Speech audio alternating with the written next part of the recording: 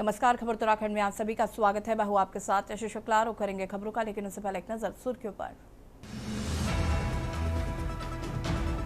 अर्धकुंभ से पहले उत्तराखंड में निर्मल हुई गंगा, नमामि गंगे कार्यक्रम का दिखा असर।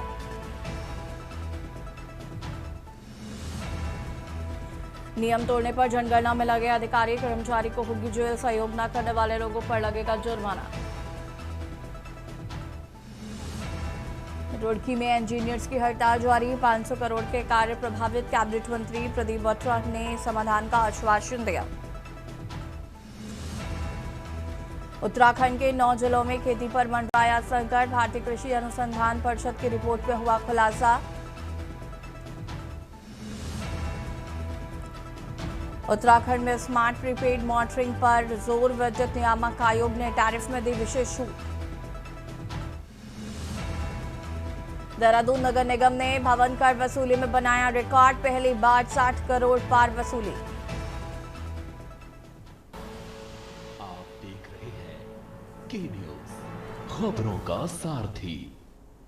हरिद्वार के प्रसिद्ध हर की पौड़ी घाट के पास एक युवक द्वारा गंगा नदी को एक किनारे से दूसरे किनारे तक पार करने का वीडियो सोशल मीडिया पर तेजी से वायरल हो रहा है और उस वीडियो ने एक बार फिर धार्मिक स्थलों पर खतरनाक स्टंट और लापरवाही को लेकर सवाल खड़े कर दिए हैं। बताया जा रहा है कि युवक ने केवल व्यूज और सोशल मीडिया पर वायरल होने की होड़ में अपनी जान जोखिम में डालते हुए गंगा की तेज धारा को पार किया। हर की पैड़ी जैसे संवेदनशील और भीड़भाड़ वाले धार्मिक स्थल पर इस तरह का स्टंट न केवल उसकी जान के लिए खतरा था, बल्कि अन्य श्रद्धालुओं की सुरक्षा को भी प्रभावित कर सकता था।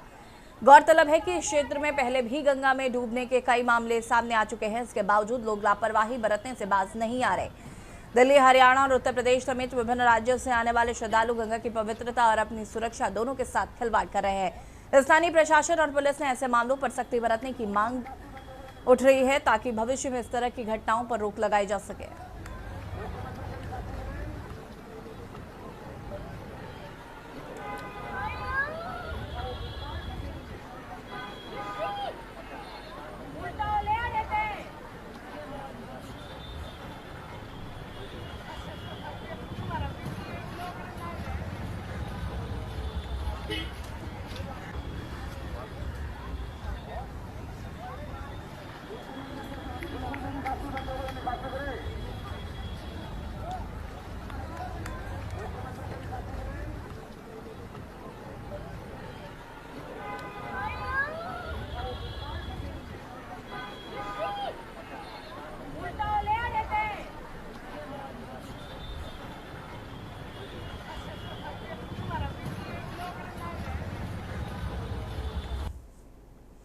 खबर देहरादून से है, जहां पर राजकीय दून मेडिकल कॉलेज को इस वर्ष बड़ी उपलब्धि हासिल हुई है। नेशनल मेडिकल कमीशन ने संस्थान को एमसीएच यूरोलॉजी को सुपर स्पेशलिटी सीटों की मंजूरी प्रदान की है और यह उपलब्धि न केवल दून मेडिकल कॉलेज बल्कि पूरे उत्तराखंड के स्वास्थ्य ढांचे के लिए एक महत्वपूर्ण कदम माना जा रहा है।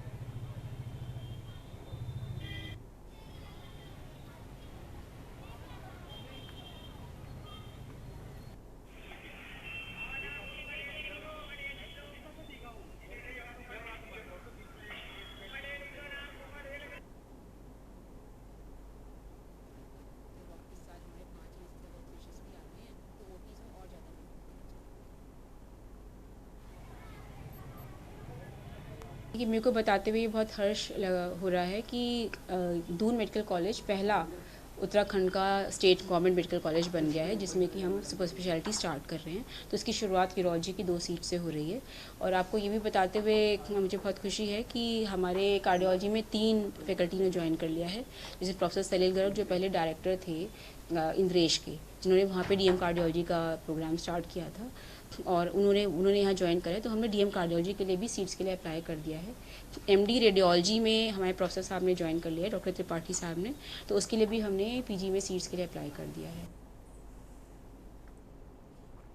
खबर हरिद्वार से है, जहां पर एआरटीओ विभाग ने ई रिक्शा चालकों के खिलाफ बड़ी कार्रवाई करते हुए रेलवे स्टेशन के सामने अभियान चलाया। इस दौरान सत्यापन न होने के कारण 50 से 60 ई रिक्शाओं को सीज किया गया है। कार्रवाई के दौरान क्षेत्र में हड़कंप मच गया और कई चालक मौके से वाहन हटाते हुए नजर आए।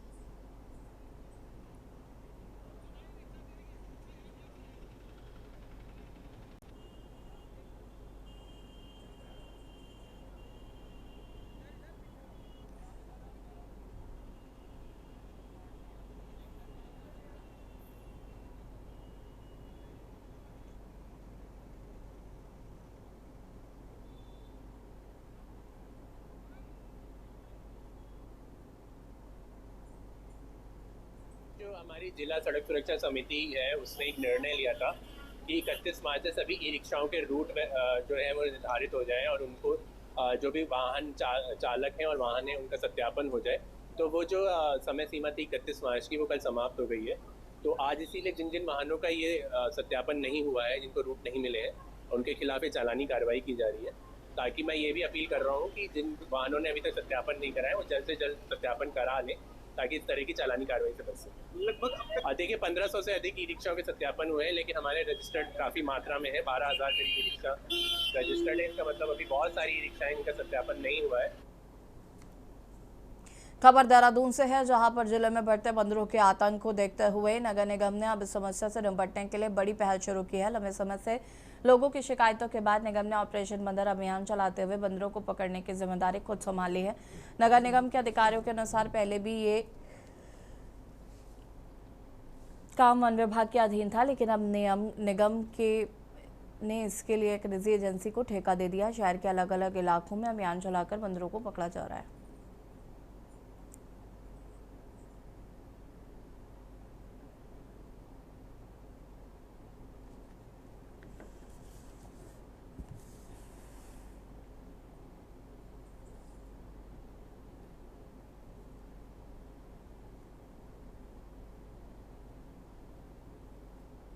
वरिष्ठ पशु चिकित्सा अधिकारी डॉक्टर वरुण अग्रवाल, नगर निगम देहरादून। माननीय महापौर महोदय और Namami Bansal ma'am, commissioner ma'am के आदेशानुसार हम लोगों ने बंदरों को पकड़ने की प्रक्रिया भी शुरू करी है। नगर निगम देहरादून में बहुत दिनों से ये काम पेंडिंग था और अभी तक इस काम को करने में वन विभाग ही कर रहा था। इस बार नगर निगम ने पहल करते हुए बंदरों को पकड़ने के लिए इसका ठेका किया और ठेके के तहत चिड़ियापुर से हम लोगों ने एक ठेकेदार, एक फर्म को, एजेंसी को इसका काम दिया है। इसमें एक बंदर को पकड़ने में वर्तमान में लगभग 1250 रुपये का खर्च आ रहा है और बंदरों को पकड़ के देहरादून क्षेत्र से चिड़ियापुर ले जाया जाता है, हरिद्वार क्षेत्र में, और उनका बाध्यकरण करवाने के बाद उनको उसी रेंज में वहाँ पर छोड़ दिया जाता है। खबर देहरादून से है, जहां पर एलपीजी गैस की कालाबाजारी रोकने और 100% होम डिलीवरी सुनिश्चित करने के लिए जिलाधिकारी समन बंसल के निर्देश पर जिले में क्षेत्रवार क्विक रिस्पांस टीम गठित की गई है। इन टीमों ने विभिन्न गैस एजेंसियों का निरीक्षण कर मांग और आपूर्ति की स्थिति का जायजा लिया। जिला प्रशासन के कंट्रोल रूम में हेल्पलाइन नंबरों के माध्यम से गैस आपूर्ति से जुड़ी 28 शिकायतें प्राप्त हुई हैं और सभी शिकायतों पर तुरंत कार्रवाई की जा रही है।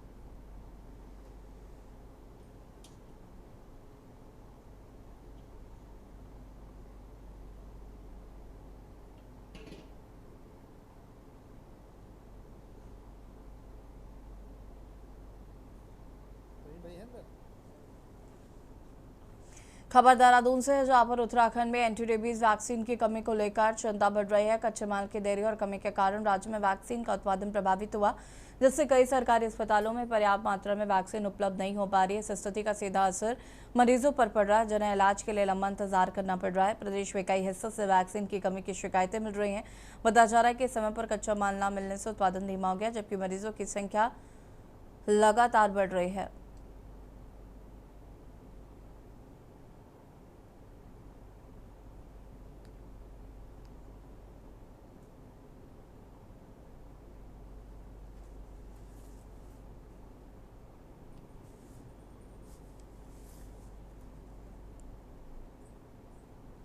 लेके दून मेडिकल कॉलेज में कोई कमी नहीं है। हमारे पास पर्याप्त मात्रा में रेबीज़ की वैक्सीन है और जो भी मरीज आ रहे हैं उन सबको लगाई जा रही है।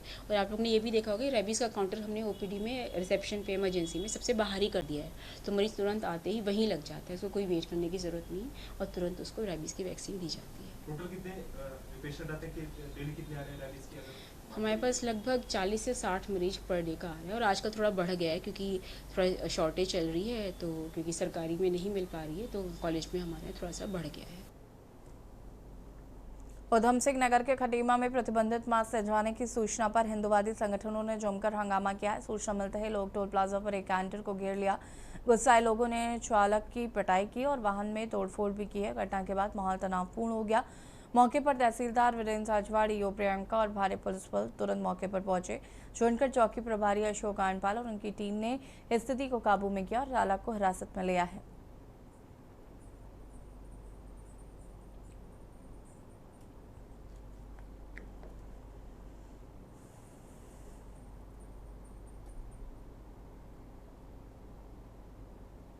ये डालडा नहीं है, इसमें गाय का मांस को गला के, और उसमें आप स्पष्ट देख सकते हैं उसमें बीच बीच में चर्बी है, और गौवंश को काट के जगह जगह से इकट्ठा करके टुकटुकों में भर के टुकटुक से ला के एक जगह पे जहाँ से लोड होता है वहाँ से इस कैंटर में लादा गया। और ये हमें सूचना पिछले 1.5 महीने से थी। 1.5 महीने से हमारे पास बिल्कुल इन्फॉर्मेशन पूरी थी कि ये उस जगह से गौ तस्करी ये लोग कर रहे हैं।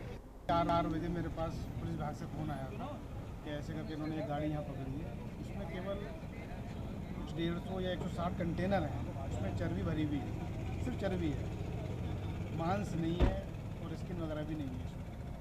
तो फिलहाल जो भी नियमसर कार्रवाई है सैंपलिंग की वो मेरे द्वारा की गई है।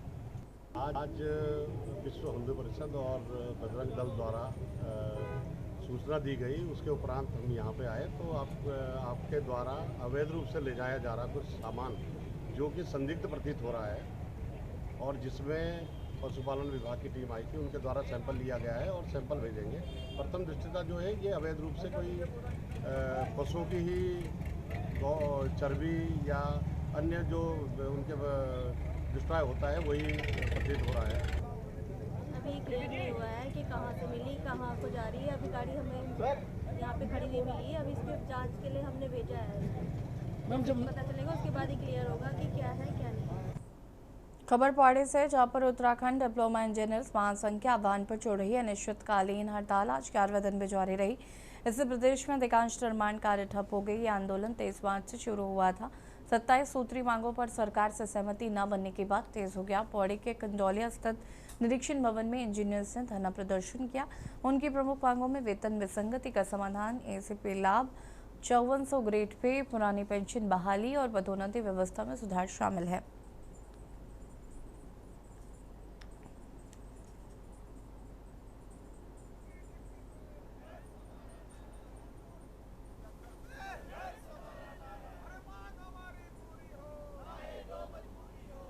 इसमें हमारी प्रमुख मांगे कनिष्ठ अभियंता की लंबे समय से अनिस्तारित वेतन विसंगति को लेकर है। डिप्लोमा इंजीनियर्स को क्रम से 10, 16 और 26 वर्ष की सेवा के उपरांत पदोन्नत एसीपी का लाभ दिया जाए। और तीसरी मांग हमारी 2014 के बाद नियुक्त कनिष्ठ अभियंताओं को प्रथम एसीपी के रूप में 5400 ग्रेड पे का लाभ दिया जाए। फिर चौथी मांग हमारी पेयजल निगम और जल संस्थान का राजकीयकरण और एकीकरण किया जाए। डिप्लोमा इंजीनियर्स को सहायक अभियंता के उच्चतर पदों पर पदोन्नति हेतु समानांतर गैर बाहरी कार्यदायी संस्थाओं को प्रदेश में निर्माण कार्य आवंटित करने पर नियुक्त डिप्लोमा इंजीनियर्स को पुरानी पेंशन व्यवस्था बहाल की जाए। जैसा कि सर आप बोल रहे थे कि जब कनिष्ठ अभियंता हैं और वो हड़ताल पे बैठे हैं और क्या पता उनका काम ऊपर के अधिकारियों से चल रहा हो, तो क्या पता उन्हीं इसकी बातें नहीं सुन रहे। परंतु सर मैं आपको ये बात कहना चाहता हूँ कि जहाँ सुई का काम होता है वो तलवार का काम नहीं कर सकते। यहाँ साइटों में चाहे आपदा से रिलेटेड कोई काम हो, आपदा में हम सबसे आगे रहते हैं, हम फील्ड पे जाते हैं, हम एस्टिमेट बनाते हैं, हम मेजरमेंट करके लाते हैं। अब ये उसका कुंभ का काम शुरू होगा, वहाँ निर्माण कार्य हो, चाहे व्यवस्था का काम हो, सब हम काम करेंगे। नंदा राजजात से रिलेटेड कोई काम है तो उस पर हम काम करेंगे। लोक निर्माण में हूँ, लेकिन महासंघ की ओर से मैं यहाँ पर अनुशासन समिति को देख रहा हूँ और इस आंदोलन में हम लोग सब जितने भी हमारे सदस्य हैं यहाँ पर हम लोग तन मन धन से इस हड़ताल। इसमें मैं बताना चाहूँगा कि ये तो आपका क्वेश्चन सही है। मैं बताना चाहूँगा जो हमारी मांगे हैं, विगत 9 माह पूर्व ही माननीय मुख्यमंत्री की जो हमारे महासंघ के अधिवेशन में आए थे उनके समक्ष ही हमारी 27 सूत्रीय मांगे दे दी गई थी, लेकिन 9 माह बीत जाने के बाद भी इन पर कोई कार्रवाई नहीं हुई। और यहाँ रुकेंगे, छोटा सा ब्रेक के लिए जल्द हाजिर होता है। आप देख रहे हैं के न्यूज, खबरों का सारथी। ब्रेक के बाद एक बार फिर से आप सभी का स्वागत है। राजधानी देहरादून में लगातार हो रही घटनाओं और बढ़ते अपराधों को लेकर विपक्ष ने शासन प्रशासन पर सवाल खड़े कर दिए हैं। चुनाव के प्रबंधन समिति के अध्यक्ष हरक सिंह रावत ने कहा है कि शहर में राजपुर रोड पर पहले भी बार और पब थे, लेकिन हाल की अप्रिय घटनाओं का कारण पुलिस की सख्ती नहीं बल्कि प्रशासनिक निष्क्रियता है। हरक रावत ने बताया कि पोंडा साहिब हाईवे पर जब वो जाते हैं तो दोनों किनारे में 4-5 गाड़ियां खड़ी रहती हैं, जिनमें अधिकतर हरियाणा और दिल्ली की होती है। स्पष्ट होता है कि वहाँ प्रॉपर्टी डीलिंग सक्रिय। उन्होंने कहा कि यह समस्या केवल देहरादून तक सीमित नहीं है बल्कि हरिद्वार में भी भू माफिया और खनन वाले सक्रिय हैं।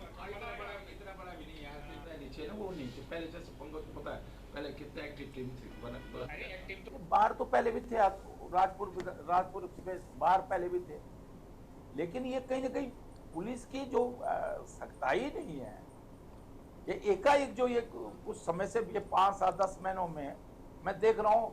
अगर आप माफ करना, आप अगर इस जो ये पोंटा साहिब के लिए रोड बनी, एक्सप्रेस रोड बनी, आप इससे जाओ पोंटा साहिब तक, तो आपको हर खेतों में 5-7 गाड़ियां दिखाई देंगी, तो समझ में आ जाता है ये प्रॉपर्टी डीलिंग हो रही है।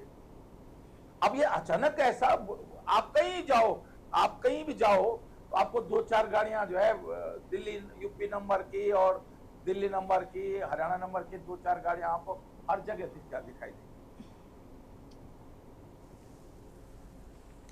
खबर देहरादून से, जहां पर उत्तराखंड में चारधाम यात्रा की शुरुआत कुछ ही दिनों में होने वाली है। श्रद्धालु सड़क मार्ग के साथ साथ हवाई मार्ग से भी चारधाम के दर्शन करने के लिए पहुंचते। इस बार चारधाम यात्रा के लिए हेलीकॉप्टर सेवाओं की ऑनलाइन बुकिंग 10 अप्रैल से शुरू होगी, यानी कि अपनी सीटें केवल आधिकारिक पोर्टल heliyatra.irctc.co.in के माध्यम से ही बुक कर सकेंगे, जिसका संचालन IRCTC द्वारा किया जाता है। उत्तराखंड नागरिक उड्डयन विकास प्राधिकरण ने केदारनाथ धाम के लिए शटल सेवा चलाने हेतु 8 कंपनियों को अनुमति दी है।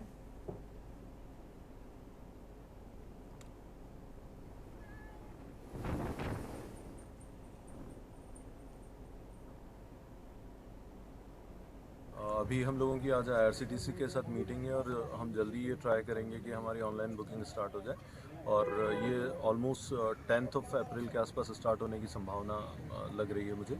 और जो ऑथेंटिक वेबसाइट है या जो आधिकारिक वेबसाइट अगर हम बात करें तो वो heliyatra.irctc.co.in रहेगी, और इसी से टिकट्स लिए जाने का मेरा यात्रियों से अनुरोध रहेगा। अगर किसी अन्य माध्यम से कोई सोशल मीडिया पे टिकट या फेक टिकटिंग जैसी कंडीशंस आती हैं तो हम उसको स्ट्रिक्टली डील करेंगे। चमोली पुलिस ने चोरी के जेवरात समेत 7 अभियुक्त को गिरफ्तार किया है। बीते 1 मार्च से 4 मार्च के बीच गौचर में एक घर से अज्ञात चोर ने सेंधमारी की थी, जिसमें घर से सोने का लॉकेट, मांग टीका, नथ कुंडल, मोबाइल, स्मार्ट वॉच चोरी हुई थी। इस संबंध में कोतवाली कर्णप्रयाग मुकदमा दर्ज कर चुके।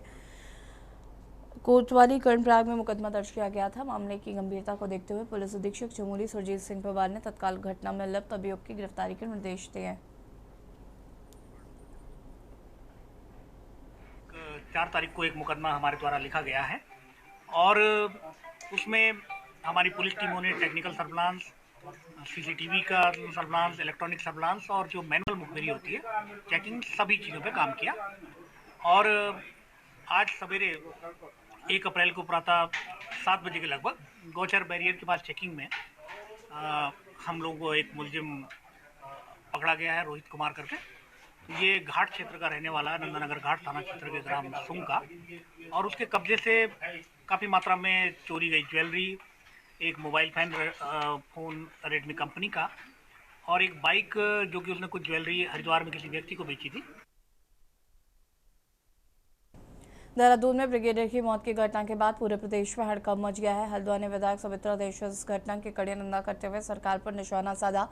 देहरादून में हुई इस वारदात ने प्रदेश की कानून व्यवस्था पर कई सवाल खड़े करते हैं।